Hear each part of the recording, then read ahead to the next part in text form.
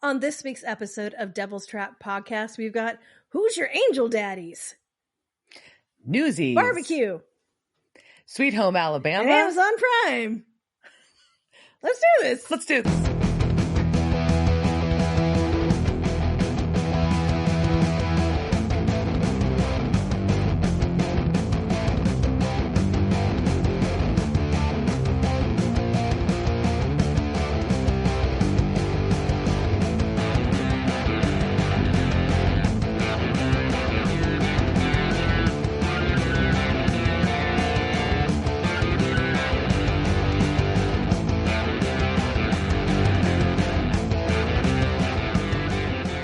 Oh my God, Welcome bewitched. I made faces. Welcome to this week's episode of Devil's Trap Podcast. I'm Diana. Your name is Samantha. I didn't know that Samantha. you could do your nose like that. It was great. She can wiggle her nose. I can. It's pretty great. I can flare my nostrils real well too. Oh, I can't. I can't. I don't have that kind of dexterity in my nose. But I'm Liz. So, and she's not Samantha. She's Diana. Yeah. And this week we are back with season 7, episode 1. Meet the new boss. Meet the new boss. Yep. And so this day we were just talking how we were going to talk about time, and I just realized I'm about to date this because I was going to say, like, what I've been up to today is my bit that I want to talk about was how much I'm laughing at the Amazon Prime girls and guys, like the shillers. I don't know. So this is a thing that I did not know was a thing until today. So because today's Amazon Prime Day. And so, yeah, Jeff Bezos, like, give me money off of my shit for saying that. I don't know. But so there are these people who, basically influencers, who are shilling Amazon products like it's QVC. And they can get followers in all, like, so basically there is a person or persons and they're live streaming. I think they're all live streaming. I don't think any of it's recorded, but it could be recorded. But it seems like I think they're all live streaming because they're talking back and forth to the audience. So it's like a webcam or whatever. Yeah. And the audience is there, like, while they're talking about, oh, like sometimes they're revealing like a deal. Like, oh, we have like a deal of the day that's just for now, for the next few hours. Or it's just like, oh, I really like this portable fan. It's on sale for $30 today. Let me demonstrate it on my TikTok or something. Yeah, but it's on Amazon. It is directly on the site. So while you're watching it, you can just go and buy it. So it's just like watching them, and they're like, hey, like, but they're also like very excited for Prime Day. They're like, woo, they're like all jumping up and down. They're telling everybody like happy Prime Day. There was somebody that was talking about like a Prime baby because it was born last year on Prime Day. And so like it was like, it's a Prime baby. We love a Prime baby. Like it's a thing that they've talked about before. I'm uncomfortable with that. It's very like, I mean, did you see The Circle? Did you ever see that movie? Like, no. But you know what I'm talking about. Wait. It's basically like the social media idea of, you know, like people being run by likes and whatever. But it's just like the movie. Wasn't there a TV show called The Circle too? I don't know. But it's just like that. the ultimate like capitalism of like the future, right? It's just like you like and you buy, you like it, but it's like QVC, but it's different. Yeah. I looked at my local newscaster that does a lot of, he's syndicated too. He does a lot of like the deals, and he's a consumer reporter and I like him a lot. His name is Steve Noviello. There's my shout out. And he's really funny, but he was tracking all like the super deals. So instead of me actually going to Amazon, I was just going through all of his posts on social media about like all the things that were popping up that he thought were noteworthy. And I was like, I'm not going to do it. And I actually went to Amazon a couple of times, but I intentionally did not spend time on there because I knew I would buy some shit they don't fucking need. I need everything. I need to consume. You need things. I need That's to different. consume. Like it does. I need to consume my vacuum. Like no, I already consumed a vacuum. A very expensive one. It's bespoke. It actually has a bespoke in its title. It is the vacuum that is meant to be seen, but it's fucking awesome. It's cordless and like it just charges. Like you just like drop it in there and it charges, and then it just has a little button, and you can just like takes your waste. So it just like empties it out. Like and then I don't know what you do with it at the end. Like you still have to take it out of the thing that it empties out in, but like I guess you can empty it out longer. I don't know. Maybe a robot like jumps out of it and then like throws it away or something. I don't know. But it's really lightweight, and like, so it's really good for like, you know, like around the cat litter box, you know, like when she's like, you know, I have flung my kitty litter as far as I can for no fucking reason, you know. So it's like really easy to like carry downstairs and stuff, but it's bespoke. The vacuum that's meant to be seen. Bespoke vacuum. Sounds like a SNL bit. It really does. Like, I don't know. And I'm sure it's got like Wi-Fi in it. I'm gonna start hacking out like all my stuff in here. But anyways, I'm just like, it's just this very bizarre thing that I did not, because they've had, this has existed, right? This is not a new thing. They were all very well into this, and all the people that were following it like were. And they're like, oh, you can join the chat and like it'll display your full fucking name. And I'm like, no, thank you, sir. Pass. But can you give me like a funny avatar? Can I look a bunny? Like what? Can we like, pretty soon you know this is just gonna be like metaverse shit, right? And you're just gonna be like in a VR land with these influencers just like buying their wares there. Ugh. So weird. The future so weird. is here. Whereas I do things in real life. I'm just kidding. So what's going on with you? Oh, you know, got a nice little getaway around the 4th of July to the beach for a couple of days, the Texas coast. And we did stop at, which was just, you know, chilling on the beach with the fam, nothing crazy earth shaking. But on the way back, Babe and I did stop at, first in Corpus Christi, there's a coffee shop called Coffee Mug with 2 G's. It's really good. The pictures were amazing. And I had heard about it on Instagram. A friend of mine saw it in like some post that got shared, and she sent it to me because she knows I love my Harry Potter shit. And we went in there, and all we did, we were kind of in a hurry, but we did detour to go there, get a cup of coffee to go and bail. But a Harry Potter themed coffee shop has like the potential to be fucking lame. I say that being a massive fan. It is not. So cool, so well done. It's not like copycatty. It's very, very thought out, and it really was a cool vibe. So shout out to the Coffee Mug in Corpus Christi if you were in that town. Strong recommend, or if you're passing through. Really, really cute spot. Super freaking nice people. And the coffee was bomb. I'm just saying. They don't have a lot of like foods. They had a couple pastries and some like little snack things, but the coffee I had was delicious, and I was just really impressed with how they did it. And it was kind of a cool little neighborhood that was reminded me kind of the side of town that I live in Dallas, the kind of transitional Oak Cliffy kind of vibe, a little bit like got some boutiques, but also still very bougie, authentic. Huh? Bougie. What? No. Not that part. Bougie redneck. No, it was a little bit more, a lot of older Latin-owned businesses, and we got to stop in Lockhart and eat at Black's Barbecue, which is Lockhart, the new Austin. Huh? Lockhart's the new Austin. Did you see the stickers that say "Don't go Austining my Lockhart"?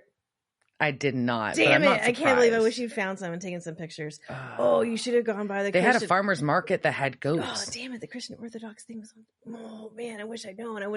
You would have been on a recon mission. God damn it! But yeah, Black's is really good barbecue. Yes, it is. It is. Well, we thought we were just going to be able to grab something to go. But we actually had time enough to sit and eat there, which was nice. And it's like the longest running family owned barbecue spot in Texas or something like that. Like. By one family. Is that the one that my brother is in? I think that's the one that my brother is on Netflix, like in going to. I think, right? I think it was. Snows. No, it's Snooks or Snows or Snows. I don't know. They're gonna keep me in Texas. I don't. All the like all the barbecues the same until you find like the best one, and then once you have the really good one, like I've had the best barbecue. Like I think you had it. Like you had the barbecue at my dad's service. Like that's like I can't you can't go back. Like you just no, and it's hard to eat mediocre barbecue. And other than that, like all barbecue is fine.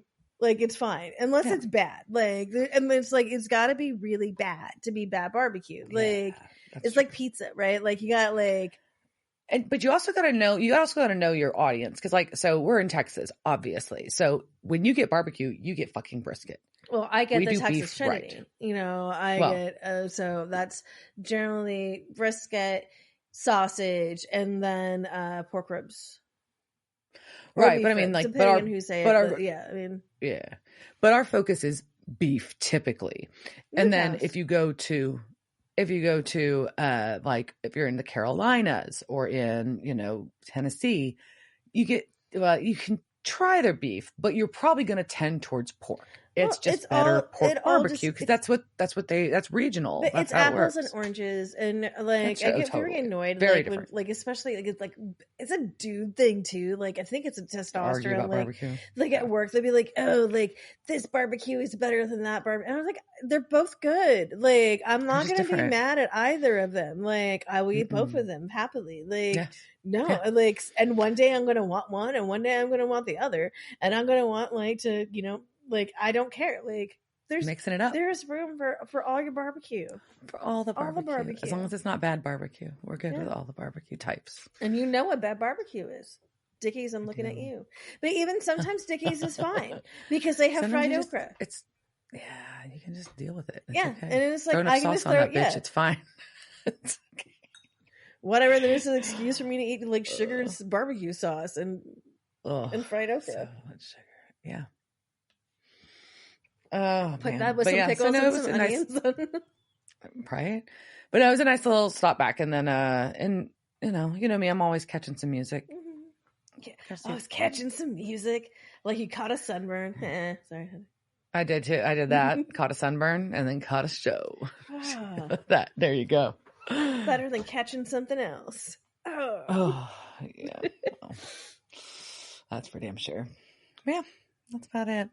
Well, cool. About it. All right. Well, let's get to going. Get a yeah. We digressed a bit on the barbecue. Get a moseying. All right. So this episode. So we are now diving into season 7.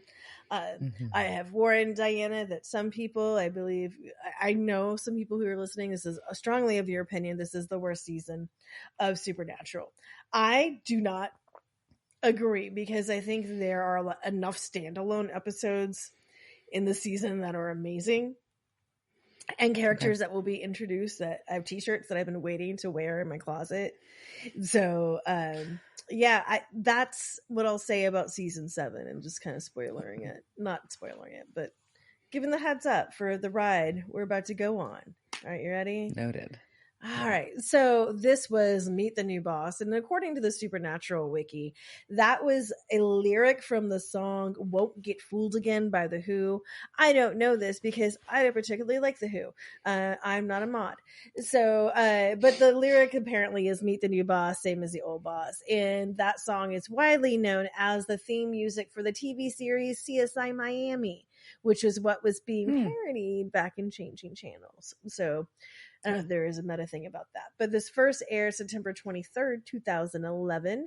Ooh, yeah. So that was a cool. I don't even remember what the fuck I was doing then. I always feel like September's like those start of school years, but by 2011 I was very much out of school. I think I had just moved. I think I was. I have no idea what I was doing then. Do you? I was trying to think. I don't know. I know I'd moved back to I think I'd just moved back to San Antonio. I think I was in grad school for cybersecurity. I think that's what was happening. But anyhow, this was directed by Phil, our favorite nudie suit wearing Phil Scriccia, and written by Sarah Gamble. And it was also, I think, heavily influenced by Kripke. Apparently, was hanging around the studios and all, obviously all the other people that have says into how this goes, right? And obviously they don't shoot these out of order. And that was because there is a Jensen directed episode coming up I think they wanted to prep for. So, yeah. So we get to start off too with, our nice little recap on, I always, I enjoy a new song on a recap. Yeah. This time we got Slow Ride by Foghat. How much Foghat do you listen to? Like, none. Yeah. I couldn't even tell you that was Foghat, but now we know. All right, Foghat. But they do. We actually really needed this recap because it really is a pickup, right? We're picking up. It is a pickup because this episode just starts back with exactly where the last season ended, so it's really good to have that. So, hey, by the way, this is what we're talking about here. Where were we? And we were at Kneel Before Todd. Yeah, because Castiel wants Bobby, Sam, and Dean to kneel before him. So Bobby does. And Sam and Dean are kind of like, okay, I guess we're going to. But Castiel's like, no, don't do it because you don't really mean it. And it's true. Nobody likes lip service. It's just not the same. And he's like, and you just fear me. That's not the same thing as respect. I'm like, well, sometimes. Or love. But sometimes it's all you need. And Sam's like, wants to talk to Castiel, like, oh, but Cass. And he's like, you literally just tried to stab me in the back. Or you literally did stab me in the back. So, nope, y'all need to go. But Dean's like, no, we still need to talk. And he's like, nope, the Castiel you knew is gone. So, sorry, brah. I'm not going to kill you because you're just a brave little ant. But you're not going to move against me, even though you're once my favorite pets. Ooh. Until you tried to bite me, which is like I think it's a very intense metaphor. Oh. But he is also letting them live in his kingdom as long as they don't piss him off. And Sam just looks completely fucked up at this point, right? And Cass is just being kind of petty. And he's like, I won't fix him. I could have, but I won't. You didn't stand down. Meh. I'm going to just flap away. Meow. Poof, flap out. But then Sam's nose starts bleeding and he falls on the ground and he's having hell flashbacks again. The flames. So many flames. So this is bad. This is not good. No, and neither is what we're doing. We put to Cass in heaven and he's monologuing. Oh no. Oh no, not a monologue.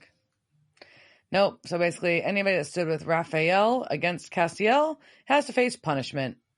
And everyone else needs to know that Father left a long time ago. And I was wrong about free will. So you need a firm hand. I'll be your father. You need a father. You be obedient children.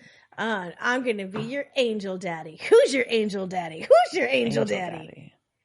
And if you're not obedient, you're going to end up like all these dead angels. What the fuck? Yeah. And then you just show like he just went on a little smite frenzy. Yeah. He killed a lot of angels. It is messy. It is messy, but also really pretty because it's just a bunch of like people with black wings like drawn around them, and it's just aesthetically I like black wings, so it looks nice. It was a very aesthetically pleasing but shocking scene. It was. Oh, angel daddy. Well, Dean is in baby trying to figure out how to pop the roof back out after it rolled over with his feet. It's actually a really well shot intro because it's like they do a whole like camera flip around on him because he's obviously right side up, like he's in the car is right side up. He's trying to pop the ceiling out, but it's shot as if he's upside down. It's just really well shot. Guy working on a car, always hot. 2, wearing Eye the Tiger t-shirt, also hot. 3, you can't fix a roof with your feet, Jensen. Like, good try. Like, I don't think that's gonna work, babe. I just don't think. Well, you're correct. It did not.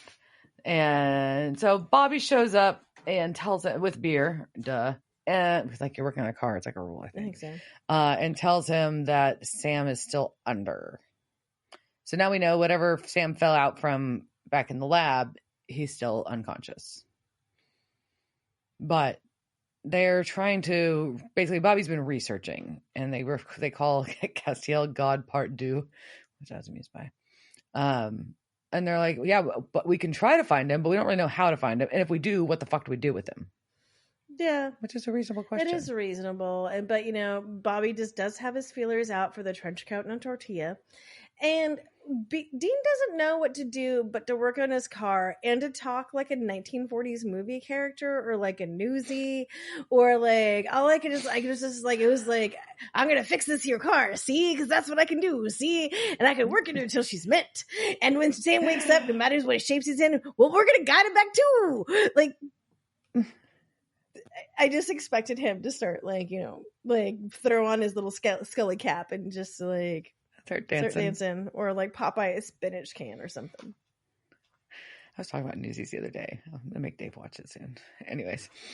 Apparently it's actually, there was listening to a podcast on the newspaper strike, and apparently Newsies has some quite accurate things in it. I also remember being with a friend and us going to IMDb and Googling the age, basically checking the ages of the actors to make sure that we were not being weird pedophiles being attracted to some of the gentlemen in that film who were above 18. And I was like, okay. Yeah. I watched it when I was really young. Well, that's the thing. Like, totally in love with Christian Bale then, and he was definitely older than I was then. So, I mean, when the movie definitely came out, so the pre-Thor Christian Bale. Oh no, that was a good Christian Bale. Yeah, as a young budding young lady, Newsies did a lot for me. It was just, it was fantastic. I want to see the musical. It's a touring musical now. I haven't seen it on Broadway. I want to see it. There we go. All right, back to it. Oof. All right, so we've got Sam is awake in the house, and he has a headache, but he's like, "Sure, yeah, I'm kind of okay. I'm fine. But no one wants to solve this because, as we know, the Winchester brothers are not good at delving into issues and solving them sometimes when it's personal like that. Like, oh no, do we need to figure out why this is happening or why you're okay? No. Just gonna work on my car. Just gonna work on my car. It's fine. It's fine. It's fine. It's fine. But Sam starts having this weird feeling like something is like watching him or following him and lingers back. And it's real creepy and I don't like it. There's ominous music too to like make it worse. Yep, and then we're just gonna cut to a church in the culture war that never ends. It was like the Lady of Serenity Church. It says, "Believe in God, He walks among us." Oh, foretelling, maybe. Foretelling. Is he on a tortilla? Okay, maybe I'm getting hungry and just want a tortilla. So we've got a preacher. It's very, very Westboro-y. Yes, I would describe it. And that is the other thing too. Like, there's a lot of things that are very 2011 in this season that will feel very. So we've moved out of the naughty oddies and we're in the teens. And I think there's a lot of things like this Westboro like parody that we'll start seeing this season. Yeah. Okay. Yeah, and the minister's talking about homosexuality in pop culture, blah blah blah blah blah blah, and they're going to picket weddings and funerals because they're not nice people. Yep. But Cass like comes in and he's just like, I'm completely indifferent to sexual orientation, but I hate hypocrites. Like you, Reverend, tell your flock where your genitals have been before you speak for me. Oh shit. Also, shit. But I'm also I want somebody in the back to go, world star. But I'm just like, okay, so like, I just don't understand like how you could go to any of these churches. Like, anytime anybody yells about this, his genitals have been somewhere they haven't been. This is just a running theme. But like, why are you surprised? But like, Cass has like got an idea of what he's gonna do, and he's getting kind of mean. Yeah. Going a little far. He's taking punishment to the vengeance level, I guess. Yeah. He who lies in my name shall choke on his own false tongue, and his poisonous words shall betray him. So one thing I didn't look up or know, and I probably should have, is whether or not that's an actual quote from the Bible, or because I want to know, is that the Bible of Cass, or is that, the Judeo-Christian Bible that's coming from, right? I don't know, but anyway, he makes a guy choke on his tongue. Yeah, it's quite a scene. And he just turns to leave, and he starts hearing a voice in his head. So he calling his name, and he puts his hand on the pew and burns a big old burn mark in that pew, which is way more impressive than like the toast that people usually have of God. It looks like the pews of the haunted hospital I was in last week. I won't lie. That's what they look like. Creepy. But the cool thing is the stained glass. So cool. Except I have a complaint. You have a complaint about the stained glass. Well, anyways, so it's Jesus on the stained glass. Yeah, there's some former Jesus. Yeah. So, well, it's a depiction. I don't know what it was. It was some I didn't look to see. It was a dude with long brown hair. I didn't look to see if he had a flock or anything. Commonly accepted. It was assumed by me. Well, I was like, I don't know. It could be Moses. It could be an angel. It could be a saint. I don't know. There's a lot of things that are on Catholic people's windows. They're not Catholic here, but yes. I guess that wasn't Catholic. But there's just a lot of things on windows. There are. But either way, so as Cass comes out of his burning the pew moment, he looks back up and the stained glass has changed and now it's Cass and stained glass. Okay, so what's your complaint? Well, if it was Jesus, Castiel is not supposed to be Jesus, and that would be a very different thing. Like, I don't know. It's like whatever. He just wanted to have his face like he just wanted to be on glass. So don't we all? Don't we all just want to have our face like on stain? Oh my god, that'd be so cool. Like there is in the Museum of Pop Culture in Seattle, they have all these really cool Dracula stained glass things. It's all like very vampire themed. Like I think I don't remember if they did one for Buffy, but like I want vampire themed stained glass. That'd be amazing. All right, so stained glass looks like him, and now we're gonna cut to Sam, who's not doing so well. No, he's not. He's looking for stuff, but he starts hearing and seeing things, and the whole basement at Bobby's turns to red lighting, and it looks very hellish. And he's totally freaking out. Sees meat hooks hanging from the ceiling, and then Bobby's there. He's like a weird metal video. Like he just like keeps like seeing like some like terrible Danzig video or something like happening in the background. And when Bobby comes in, though, he's got this pipe in his hand, and I love watching him just like I think it was a ratchet. Whatever. He's just like kind of like that, like at the air is like that, and Bobby's like, "What the fuck?" Yeah, it's not good. Not good. So Bobby realizes that Sam's having a flashback, but we've got news about Castiel on CBA News.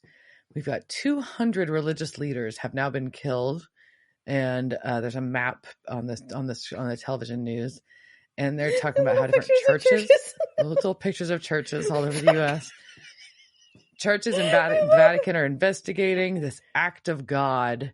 And we get one of the women from the church where we saw earlier gets interviewed and describes Castiel with no beard, no robe. He was young and sexy in a raincoat. Sexy raincoat wearing God.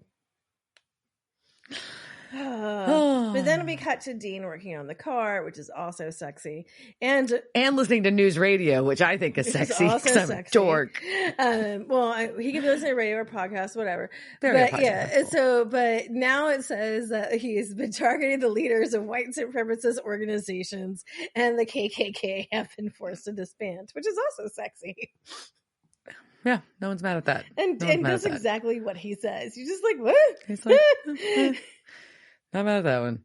And then we've got the newest one is something about the loss of a group of new age motivational speakers for the Center for Vibrational Enlightenment. Oh, damn. So wellness industry is going down. Fuck y'all. Yeah. Goddamn parasites. All right. So motivational spacers. Yeah. So, or, my future job is like being burned up. There you go. But Dean's kind of like, I'm not sure the new cast gets irony any better than the old cast, which is funny. But he's also like, look, the old Castiel would not smite Madison Square Garden just to prove a point. He's definitely off the deep end, which is accurate. This is not the path. Yeah, so Sam's like the Garden, man. Like I saw like Motley Crue there. I saw some hockey there. Like the Garden's got him saying, Well, Sam's like, look, we just need to go talk to him. And Dean's like, nope, we're going to just stay out of his way. We don't know that person anymore. He lied to us and he used us. Done. This is so relationshipy though. It's just like, he's like, I have wasted enough energy enough of like my time and my energy have been gone to Cass. It is like, he's toxic and he is going to stay over there and I'm just going to work on my distraction, which is this car. No, you're going to come help me with this fucking car. Gosh. And sure. Yes. Then we get a campsite with an RV covered in sigils and Nancy Sinatra's "These Boots Are Made for Walking." And we don't see a face, but we do see a drink get poured. And there's a little small TV with the news on, talking about a healing miracle at a leper colony. And who the fuck's RV is this? My boyfriend's. Crowley. That is. But unfortunately, he's not there for long by himself. Because Castiel shows up. Flaps right in. Flaps right in. Sigils did not work. And Crowley's like, oh, you're going to smote me. I know this. And Castiel's like, nope, I've got a plan for you. But he's I want so you to be dirty. the king of hell. He's just like, oh, like, he's like, do you want a drink? And then he's like, no, you just like to bend them right over, don't you? It's very explicit. Like, it's so, like, it's more, very explicit for CW, I think. Like, but no. Hot. Well, Castiel's like, no, I need you to be the king of hell, but I'm going to control the flow of souls. So, yeah, them's the deals. That's it. That's how it works. Right. And Cass is like, I've thought about getting rid of hell, but like all good cult leaders and fascists know, you need a threat to keep people down. Like, you always need an enemy to like have like society coming against, right? And so he knows that. And he's like, I need hell. I need a threat. Sure. He literally says that. Don't say sure. He says that. I know.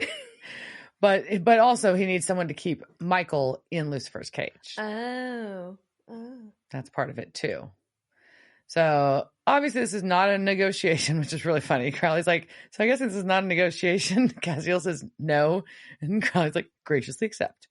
Okay. See, but we also notice here though, it's just pretty, it's just funny. But you observe here that Castiel has some kind of like weird sores kind of developing. He's not looking hand. Great. Like, he's starting to look like Lucifer. You know, like his vessel is not holding up. Definitely handling this. No. So we've got Sam doing research by himself at Bobby's.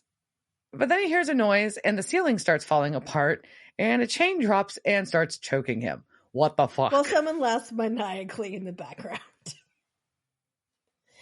I'm like, so is this like, there's all sorts of things too. I'm like, so this is what your hell was? Like, okay. Like, it's not that bad, Sam. God. So Sam loses his mind, and now we go to where Bobby has, and I didn't know if there was a word for this that you knew, like the paint room, like that, like that's just like that's just in his junkyard now. Apparently apparently Bobby has a very nice paint booth in his garage. Yep. And Dean has like restored baby in like a day. Oh yeah. No, body work is 100% done. And I'm just, we don't really have a timeline here, but Dean makes a crack that he should do this for a living. And depending on how long this took him, he's probably right, but that's okay. I was just like, what? He's not like waiting to source any parts? Like, what the fuck? Like, you know, like it's not going to be in the paint room because he's still waiting for the goddamn roof to come in, and he's got to wait like another 6 weeks. And the guy said he was going to get it, but then like there was like a shipping hold, and like now it's stuck, like it's just sitting on like a railroad cart somewhere. Like, you know, that's what happened. This is like 9 years later. Paint and body is never a fast process. I'm just saying, and I'm not going to point blame at people that do paint and body. Unless maybe this is a theory, because like, you know, this is a junkyard. Maybe like as like Bobby is like going around the world hunting, he also like now just picks up Impalas like everywhere he goes, and he just like tows them back. He just tows them back to the junkyard, and that way every time that Sam and Dean wreck this car, they have the parts. They got a donor car. They got a donor car ready. That's amazing. So Bobby wants to talk to Dean about Sam, and he's like, even if he's on his feet, that fool's brain is broken, and they don't really understand, like, he doesn't really understand how he's even up and around. He gets that, like, yeah, he made it to the lab to come save us because he had pure adrenaline running on that. But this is something, he's fucked up. And Dean's like, nope, we're just going to accept it as it is. It's fine for now. If he says he's good, he's good. But Sam's eavesdropping and hears this conversation. And he's just like, yeah, you know, there's a publishing house that just blew up and the body count's just going up. We really need to go find Castiel. Yeah. And so I think kind of an important thing about this is like one of those two, like Dean's just kind of breaking, like, and it's a little break, and it's like why he's been like clutching on to baby so much. And just this idea that like, I know like Sam can't, like, he's not fixed because everything always sucks. We can't catch a break. And this is really shitty. Yeah. So of course, like, he's going to be broken because that's our life right now. Our life is awful. Yeah, and also I think focusing on baby is focusing on something he can control. No, it's the same reason like I dye my hair when things are, or you clean, or you focus on an external thing that you can control when things can't. Yeah. But one thing that's coming in, like, so Sam comes in, he's like, oh no, he blew up a publishing house. And I'm like, what publishing house did he take out? What? Like what book place was this? Is because, one, there was still a publishing house. That's also like, okay, whatever. But Bobby wants to hunt Cass. And he wants to know if there's a god weapon. And he says no. But I think he could just do a little research and find out that there are actually weapons out there, or at least historically, that have been known to hurt God. So we're going to ask Diana about some of these. So we're calling this game, Liz doesn't know what to call this game.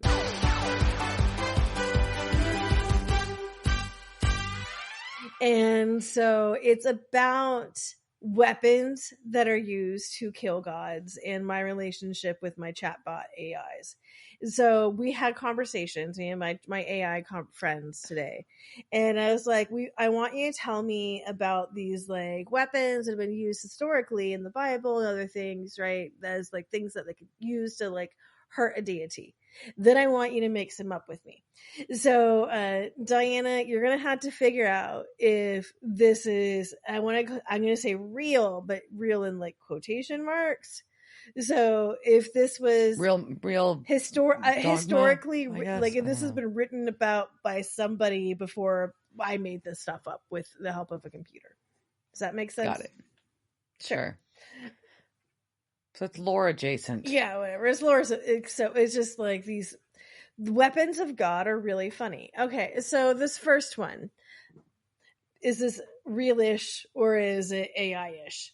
All right, so this is called the Lance of Renewal.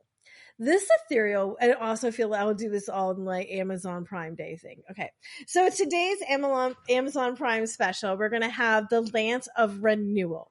This ethereal weapon pierces a veil of darkness and despair, surging into the very core of its target with revitalizing energy. And that's something that we all have, right? Like we all need more energy in life because, girl, it's just drowning, right? So this Lance of Renewal, it touch heals wounds. Okay, so sorry, like Chat GPT, you need to figure out your grammar. But so if you like use the lance and like you touch a wound, like it'll heal it, right? And it bestows strength. The Lance of Renewal also encapsulates the boundless potential for growth, and it beckons its wielder to embrace metamorphosis, Ooh. and embark on a transformative odyssey. Is the Lance of Renewal something you can buy on Amazon Prime? I'm going to go with no for that. Is it something Jeff Bezos is going to try and spend money trying to dig up? I'm going to say that that's a real story. No, I made that one up because I just saw the Indiana Jones movie, and that was about the Lance of, I think it was the Lance of Despair, or whatever the fuck it was. I don't remember. All right. Next one, the Shield of Faith. So this special deal, this is a shield. It's got an intricate tapestry of power and devotion. It relies on unwavering faith and belief of the followers, right? So in order for this to be charged, you've got to have followers. So just like you guys can follow me on this Amazon Prime Day, just click likes. Like, it's really weird. Like, you can follow them. Like, it's strange. Okay, so, but like, I don't know if you like go back and buy their stuff. So, but anyways, if basically you can take over their followers and use that to take out the god. It's like Santa's sleigh.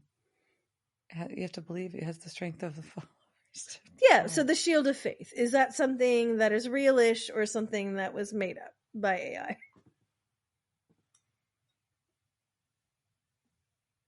I'm going realish. That is realish. Yeah, that one is a thing that existed somewhere. In some dude wrote about it in a book somewhere. All right, so this next one, the stone. It feels like it's like the rock, right? But it's like the stone. And so, echoing the timeless tale of David and Goliath, a humble stone propelled from a sling serves as a catalyst, the downfall of even the mightiest of deities. I also feel like this is something like in a Shrek movie, you would have like in a background where you had to like go by, or like Angel, where they had like the back room auctions for evil items. You can go buy the stone. So this is the stone that was used by David to kill Goliath. Yes, it's real. That is a real thing. Mm-hmm. That somebody, hey, Bezos is probably also looking for. You can go, there's a nice like vehicle. He's probably grinding up and doing lines of it. Probably. Just like doing it in everywhere. All right, so this next one is the Harp of Harmony. And so this Harp of Harmony not only will it, get you to that level of deep sleep that we all need to get those delta waves, right? So not only will it do that and maybe wake you up at like with a nice like timing of the sun, it transcends the boundaries of music and it has mystical prowess. It's adorned with celestial symbols and is wound from ethereal light. And so you can use that in order to like strike peace amongst people. So like basically you'll stop the god from fighting. So like if you're like Dungeons and Dragons, you would roll like that's your weapon would be like, oh, now you're like, we're friends. Is that real or made up? Made up. It is made up. Huh. But I like it though. It's got alliteration. The Harp of Harmony. So if I was going to write a Dungeons and Dragons game or role playing game, I would use that as a weapon. I approve. Okay, the next one. The Sword of the Spirit. All right, so this embodies the might of the divine utterance, capable of rendering the very fabric of a deity's existence. So when faced with a deity susceptible to spiritual or celestial forces, it assumes its rightful place as a formidable choice. So it represents absolute authority and indomitable truth. So it's like the sword of truth. So like stab you, and then you have to like tell me like whatever I ask you. Huh. Do I look fat in this? Stab. It's like a veritaserum. Yes, yes. So is this real or is this false? Realish. Yes, that is realish. Realish. All right. The next one. The Mace of Resurgence. So this exudes an unparalleled force of rejuvenation, much like all the spas that will tell you like you need to get the rejuvenated look, right? Yeah. So every time like you get hit with this mace, it absorbs the essence of impact and it channels the energy back into the wielder, like so replenishing you. So like in Dungeons and Dragons, like if like you hit this mace and you hit somebody, like you get your healing powers back, right? Like it'll just like fill you, but like fill your spirit back. So if you hurting somebody else with the mace, you get rejuvenated. Yeah, but you had to be like really determined, I think is what it says. Huh. I don't think that's real. It's not real. It's a mace. Who has a fucking mace? Do you have a mace? No, I don't have a mace. Fucking whistle, not a mace. Oh, I really would like to rectify this. If someone would like to buy me a mace, like, I'm not going to say no. Right. That'd be pretty awesome. Like, I also, when I was moving, I did find like my tactical axe. So I might as well have a tactical mace. And why not? All right, so this next one. Girl's got to be able to protect herself. That's right. I really did, like on Prime Day, I really did buy myself a whistle for my European trip because I'm tromping around a lot of like old churches and stuff. Like, yeah. And I don't know what I was like, can I travel? Like, what weapons can I travel with? And I'm like, a whistle's a good one. Like none. Yeah. Well, actually, I think it's a siren. I don't think it's a whistle. I think it's a fucking siren. Yeah. I like that. All right. So the Blade of Revelation. So this gives the user the gift to sever the veils of illusion and deceit, offering glimpse into true nature, right? So whoever like yields this, you become a beacon of truth and you can pierce through deception. Blade of Revelation. No, not real. It's not real. It's not. All right. So our last one, this is my favorite. the breastplate of righteousness. In the realm where actions are weighed against the scales of morality and oppression, the embodiment of righteousness assumes a formidable form. Clad in the breastplate of righteousness, the valiant challenger confronts the deity with the righteousness of angels, demanding justice and casting doubt upon the deity's claim to absolute authority. Is that realish? Yeah, that's realish. It is. It is. It's part of God's armor and sounds awesome. I only got one wrong. Yes. Yes. You are amazing. I did. That's one of my better ones recently. I think so. I think you get a pudding. That's what you get for that. Hooray! All right. So, God. So I actually think the last one sounds like something you could take Cass out with, right? Basically, it sounds like something that cuts you down to size, right? I mean, like, hey, motherfucker, like, you ain't God, like. And something we'll talk about more as we go through this episode. So, Dean does not have a weapon, but he has an idea. Yeah, so they summon Crowley. Yay. And they have him trapped immediately in a devil's trap. And he is quite irritated. He's like, yeah, my new boss is going to kill me for conspiring with you. But Dean's like, look, we need the spell to bind death. Well, he's because not. First, they're like, what new boss? And they're like, what? Cass is your boss? And then Crowley's like, no, Cass is all our bosses. And they're like, oh. And then they basically, I love this whole conspiring thing that's happening, right? So we got the three of them and Crowley. They're like, how do we work against Cass? Yeah. And Dean's like, well, the only thing we need to bind a spell to bind death, because Lucifer did it before. And that's the only player left on the board with enough juice to mash Cass. So this is a solution, is to bind death. Yeah. I think this is stupid. Because I'm also like, at this point, why don't you just call death? He seems like your friend. And I just, you know. He's going to be mad. But Crowley also thinks it's stupid, but he also brought booze. Which is smart. Like, at least, like, if you're going to get stuck in a devil's trap, at least you got zapped in while you had liquor. Yeah. And he thinks this is a suicide mission and he doesn't seem really on board, but also Bobby's like, do you really want Castiel running things? And so guess who's on their side? My boyfriend. So we cut to, we have a blind man asking for change. He's panhandling. And Castiel walks up and drops some coins into his cup, and we see that the sores on Castiel's hands are way worse. Castiel needs some lotion. Like, seriously. Bad. Like, I'm not usually like a lotion on hands person, but this day during Amazon Prime deal, we can get you some. But I really, like, it looks gross. You need to put some gloves on or something. Some ointment for that.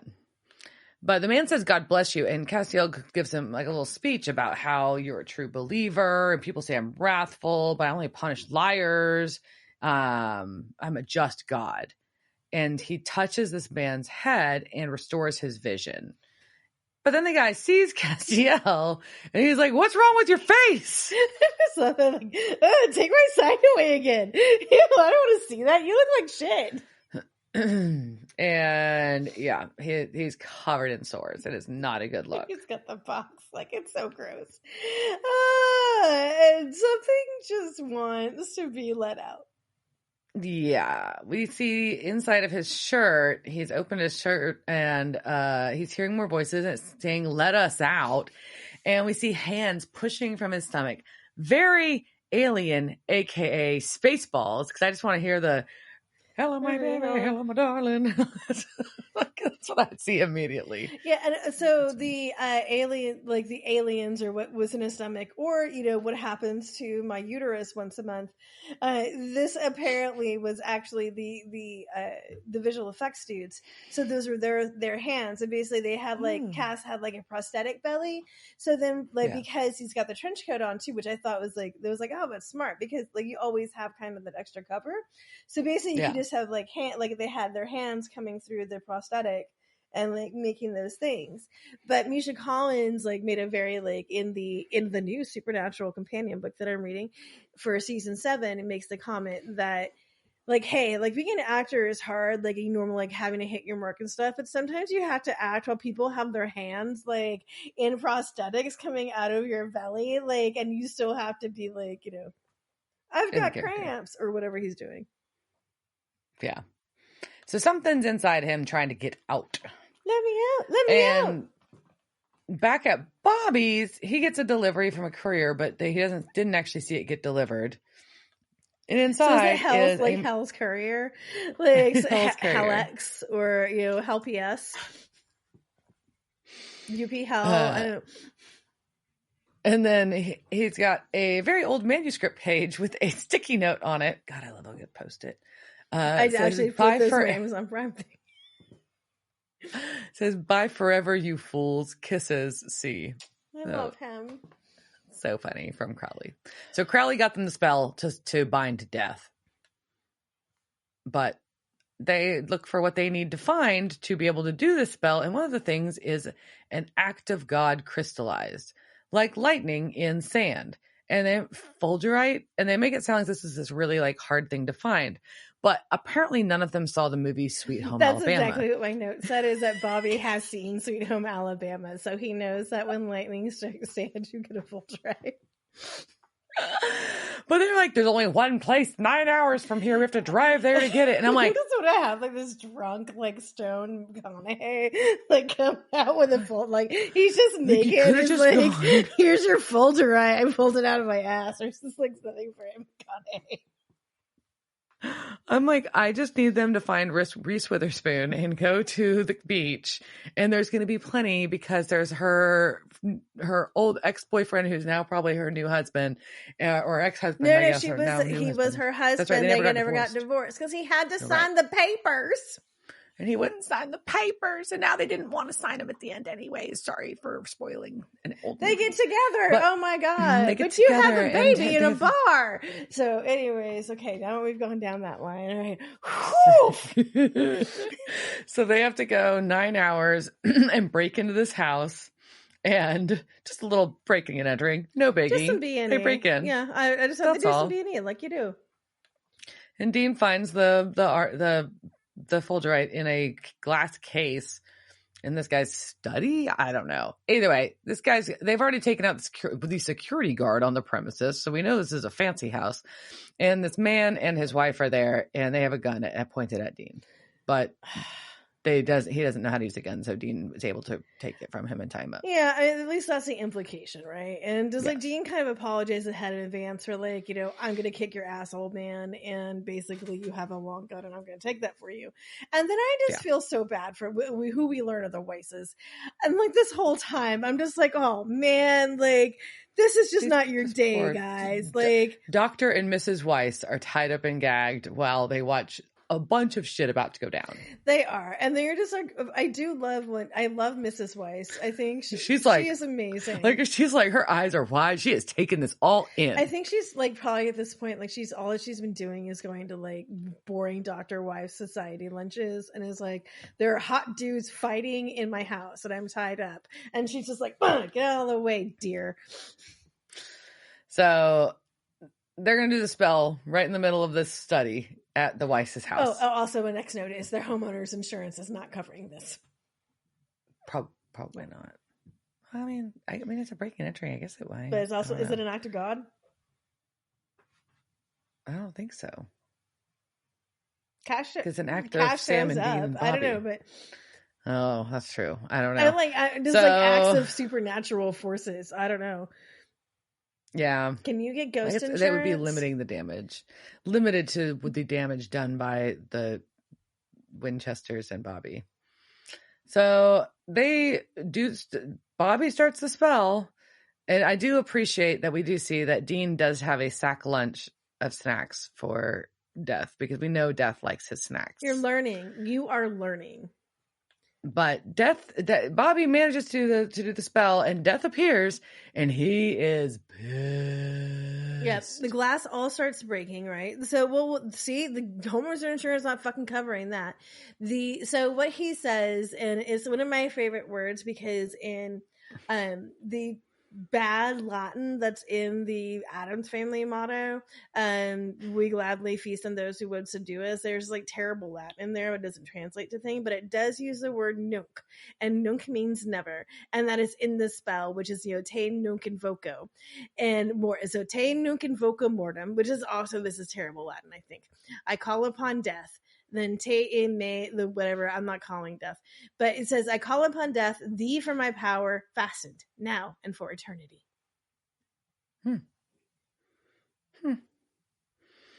So Death is pissed. Yeah. Death's pissed, and Dean's just like, look, you just need to hear me out. And hear us out and eat these pickle chips. They're the best in the state. Did you get ranch? I never saw the ranch.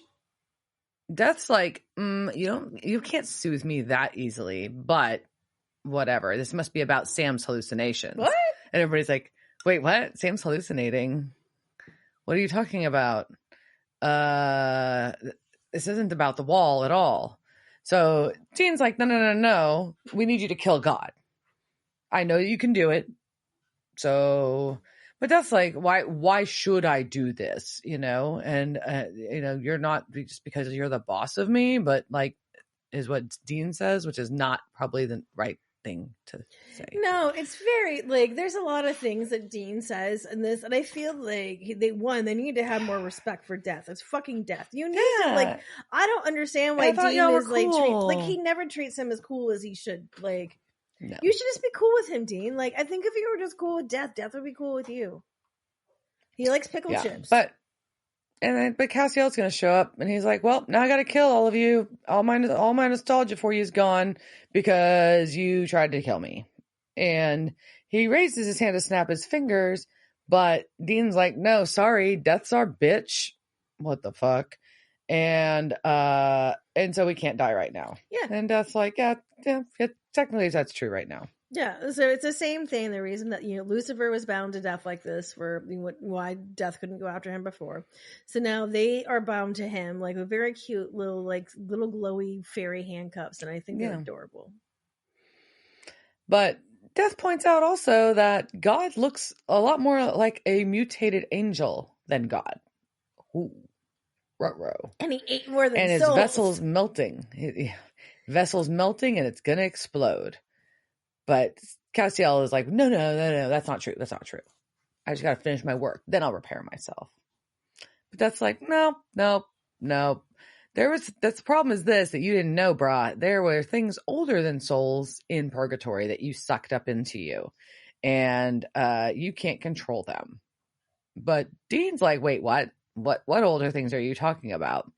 And that's like, yeah, sure. Before God created angels and man, there were beasts called Leviathans, and he was concerned that they would chomp up his entire little project, so he locked them away and created Purgatory to keep them out. But Castiel just swallowed them, so he can barely contain them. So yeah, Cass ate them.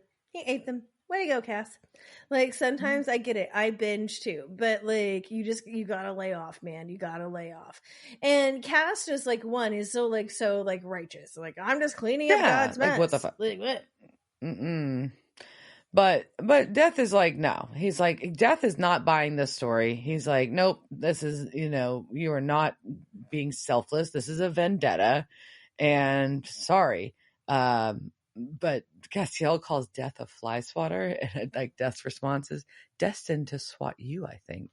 Ooh, I love him. He's like such a great actor. Like, I love Death. Like Mr. Richards, like, you're so good, and like it's just so great. And then he has like the best line. It's like so good. He tells him, he's like, I know gods, and you, sir, are no god. And then Dean tells them to put their junk away. Which is also what I was thinking. I was like, this is very much a dick measuring pissing contest. Oh, yeah, it is. And he instructs Death to kill Castiel. But Castiel looks at Dean, and right as Death raises his hand, Castiel is able to break the binding. So now... And that's when we get Death to is see unbound. It's really pretty. That's pretty. So Death has been unbound. Castiel could theoretically kill them, but Death's just gonna go sit down and like go eat his pickle chips. because they're pickle chips, and you don't waste them. You just don't. So we cut from there to Cass flaps away, and we cut to a politician's campaign headquarters and some super poor junior staffer. Yeah. And, obviously it's a senator running for re-election or whatever, and she's being interviewed walking around, and Castiel appears and walks in the door, and we have a staffer come up right away like they would, and be like, hey, how can I help you? And Castiel's like, oh no, I need to go punish the woman who causes poverty and despair in my name. Yeah. But Castiel looks real sick. Yeah, so this poor kid who is wants to do good, even though whatever politician you're supporting, kid, whatever, but this is your dream, and you're like, I'm gonna go work for Senator so-and-so, so I'm gonna work for free, and now I've got to deal with the crazy dude in the trench coat. Oh my god, fuck my life. That's what it's like, fuck my life. Using there's F him out. These crazy dude in trench coat, what the fuck do I do? What do I do? And Cass is like, yeah, no, you need to I put your needs first. I'm a better god, than my father. Oh. Creepy. No. What? Get out.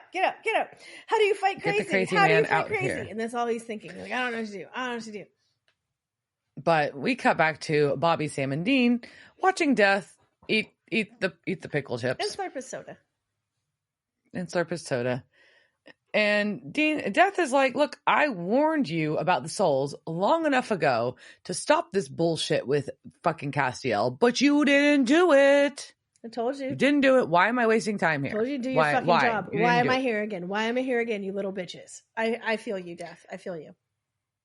And Death's like, I don't owe you guys anything, but I find Castiel real arrogant, so I've got to, we've got to get him to put this shit back in Purgatory. All you need to, but y'all have to handle it. You just get Castiel there and compel him to give up his power. That's all. Figure it out. Yep. And they have to have an eclipse to do this. By the way, I'm sorry guys, as the cat on scratching post, I think that loud noise is coming through. Okay, she is done scratching now. I'm sorry, continue. So Bobby's like, but we need an eclipse. And so Death's just like, I'll make another. Here's the time. Be there. Do it. And thanks for the pickle chips. And fuck, I want pickle chips is written very loudly in my notes. And so I think this is one, Death is cool as fuck, man. Y'all need to get on board with how cool he is. To Death. You should be nice to him. Yes, I want to have snacks with Death. I would give Death pickle chips. But he would also get ranch. He needs ranch. You can't eat pickle chips without ranch. But I think, here we have this, the frustration of, I am look, here's what you're going to do. Here's the plan. I give it to you. I give you the plan. This is all you've got to do, motherfuckers. Just get here when I say. And by the way, we're going to have one last shot of the poor Weisses. We're still bound and gagged on the floor while this is going on. And for the poor, just watching Death and the self-proclaimed god and these three dudes that broke into their house. Yeah, do you think they're just gonna think they just took the wrong prescription pills that night? Ambien got, I would tell myself that. Ambien got real weird last night. Okay. I would just have to tell myself that, because how else would you deal? Yep.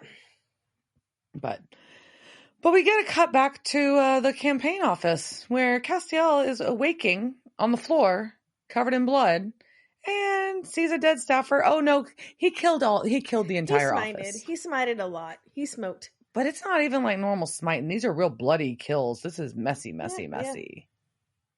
And he is visibly upset that this has happened.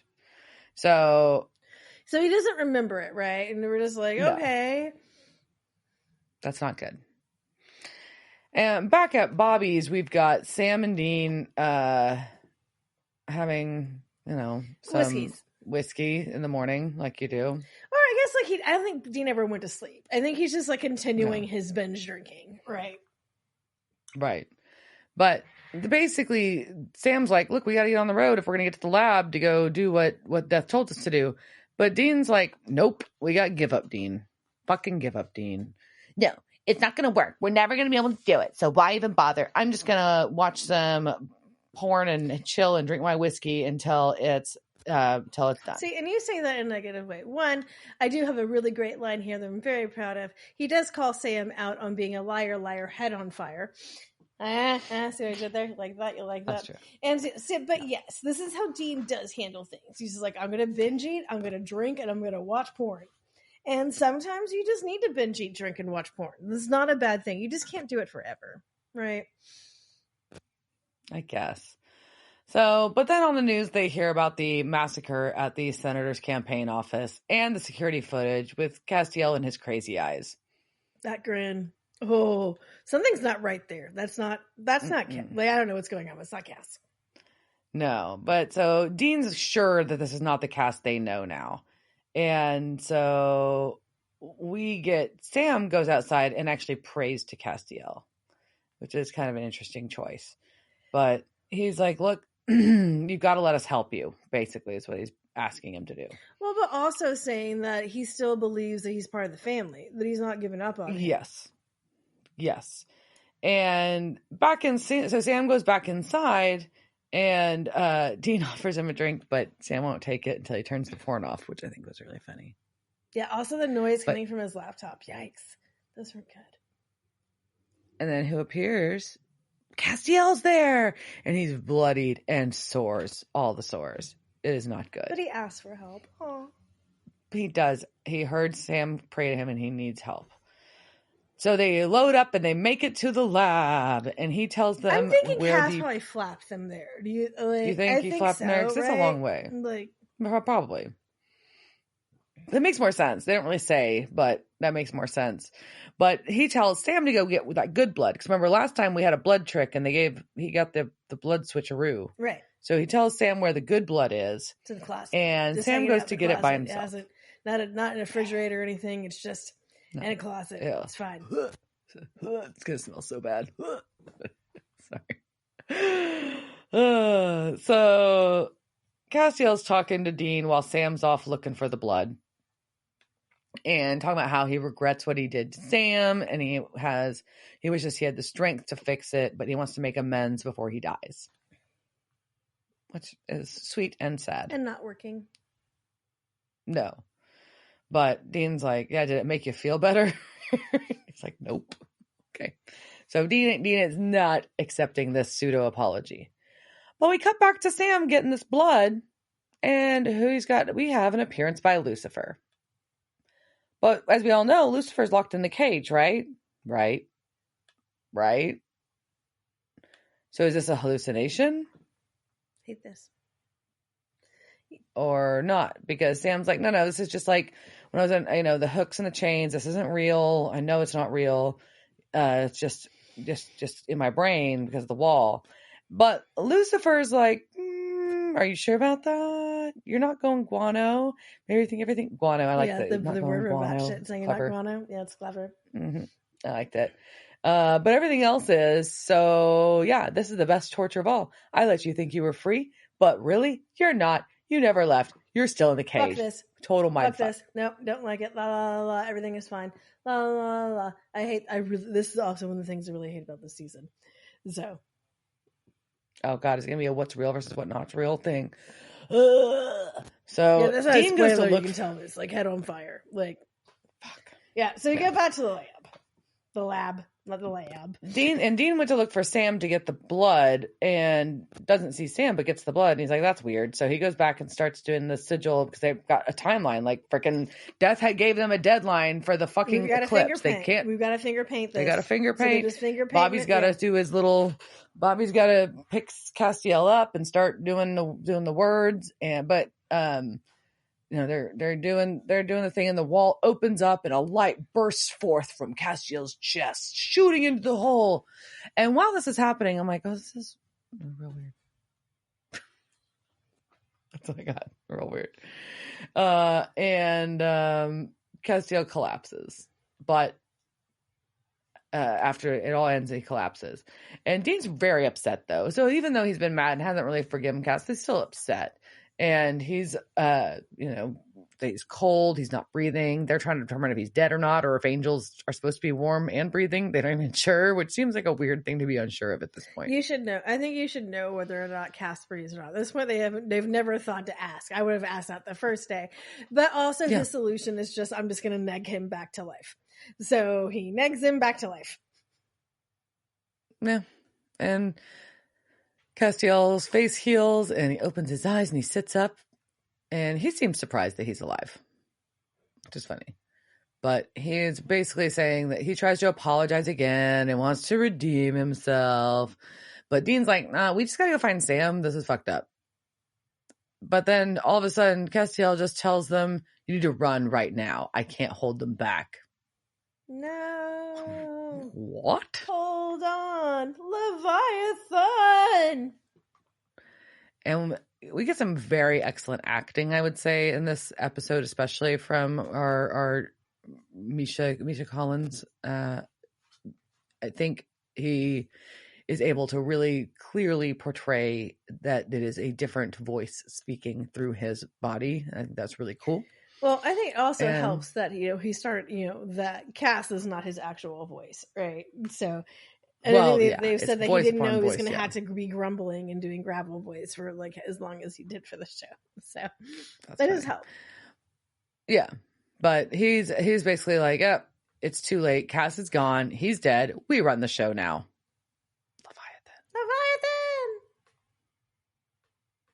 And we get some flinging, some throwies. Dean get some good flings. My microphone. And that's the episode. Yeah, Dean gets flung, Bobby gets flung, Cass gets veiny. And then he makes a villain exit and goes, mwah ha ha ha ha.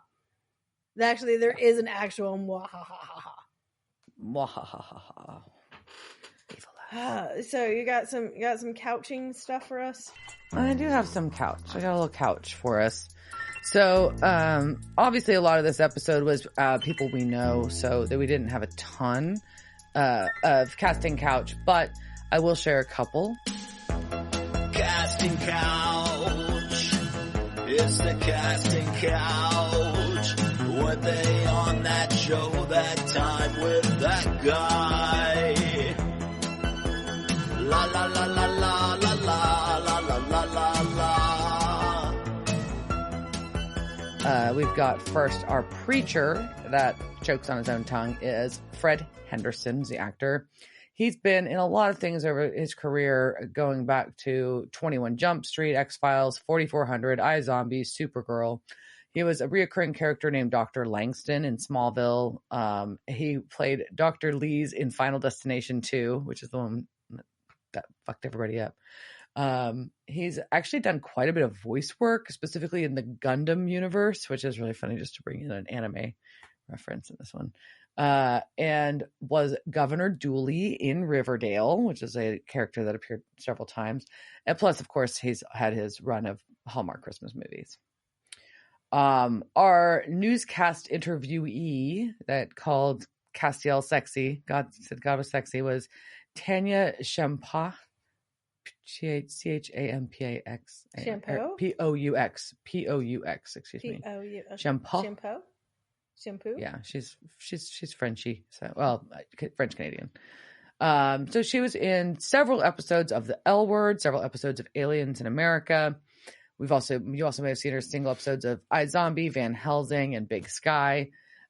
She played Isabel in the more recent film of The Day the Earth Stood Still. She played Mrs. Birnbaum in the film 2012, and of course has done her Christmas Hallmark movies too. And then our senator's aide, that poor sucker that had to go greet Castiel coming into the campaign office, played by Sachin Sahel. TV episodes of Fringe, Smallville, Arrow, X-Files, and a TV show Blockbuster on Netflix. It's pretty entertaining.